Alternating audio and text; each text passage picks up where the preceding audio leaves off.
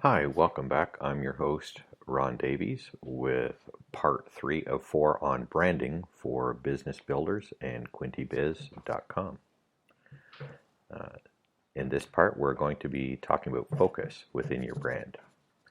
One of the goals of a powerful branding program is to create a very memorable concept. To stay in people's minds, you have to first get inside their mind. So this requires focused, sharp, and to-the-point branding. But how do you do that? Well, you have to start by defining the brand. And by the brand, you hear the word brand a lot, and people immediately think of logos like the Apple logo or Harley Davidson or Starbucks. But the brand is much more than that. You need to make a list of every quality that describes your company or your product or your service. Start with the obvious. Are you a big or small company? There are a lot of advantages to being a small company, especially in towns and whatnot, where you'll be selling to people who are essentially your neighbors within your actual community. Are you friendly or whimsical or more clinical? Are you one of the more expensive choices or one of the less expensive or more inexpensive choices in your market? Are you highly durable or highly disposable in terms of what you produce? What colors represent your brand? We see this in politics all the time. We see the red and the blue, which is interesting. Red and blue in Canada are liberal and conservative in that order, and in our American counterparts, it's the opposite way around. So what colors represent your company? There's a lot of subconscious things that go on. In Canada, if you use a red sign, what does that mean to people? Or a blue sign? You have to consider these things. Are you a local company? Are you national? Or are you maybe international? In any event, you get the idea. These are the things that will define your brand. And the list of qualities become what we call brand definition. So for clients, we create a written brand definition to use as a measuring stick to evaluate things like marketing materials and strategies and advertising collateral and whatnot. In any organization where there's more than one decision maker, personal taste can often interfere with effective marketing.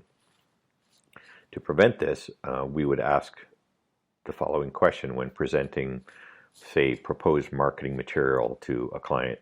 We would ask, does this communicate your brand qualities? And the answer to the question is always a good starting point for making better decisions around marketing. One of the interesting arguments that I have coming from the digital marketing space is people will ask me, Ron, who should we get to build our website? And I always start with the question, well, what do you want to build a website for? And typically people will say, so we get found on Google. People can find our company in Google Maps. People can see what our menus are at our restaurant or what services we offer at our dental clinic. In any event, the answer to their question, they give me the answer. And ultimately, I wouldn't go to a marketing person to have my graphics designed. So I certainly wouldn't go to a graphics person to have a marketing instrument designed. And where I'm going with this is that probably the last person that should be in charge of the development of your website is a quote unquote webmaster, period.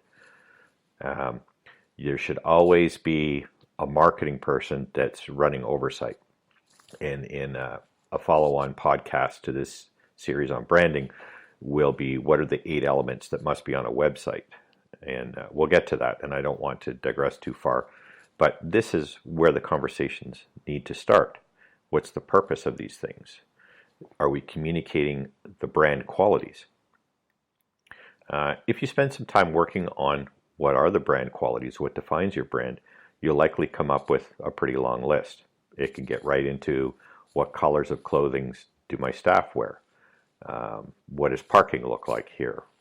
How is the building painted? When people come in, is there a smell in the air? Does it smell like a mechanic shop or does it smell like an outhouse? Whatever their their experiences are, what defines their experience with you. So what qualities describe your brand in a way that's different from the competition?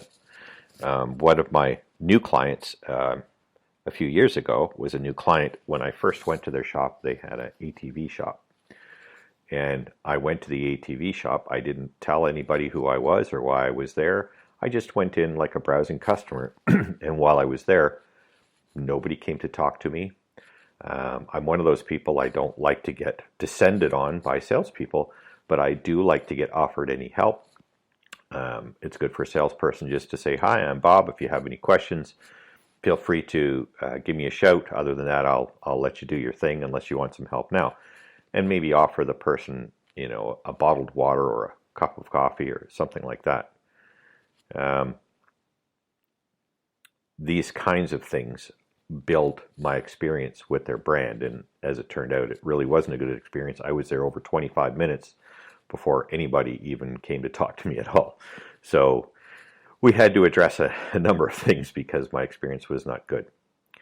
But part of that list was, what does the customer experience when they first come through the door at our car dealership, or in this case, ATV or boat dealership? So make this long list and try to narrow it down to, say, the top 15 or 20 things that are most salient.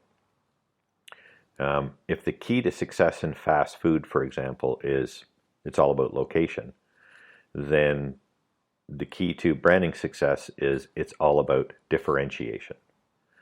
So the takeaway from this podcast is, what makes you different from the competition? So I'm Ron Davies for Business Builders and QuintyBiz.com. I hope you enjoyed the podcast. Have a wonderful day.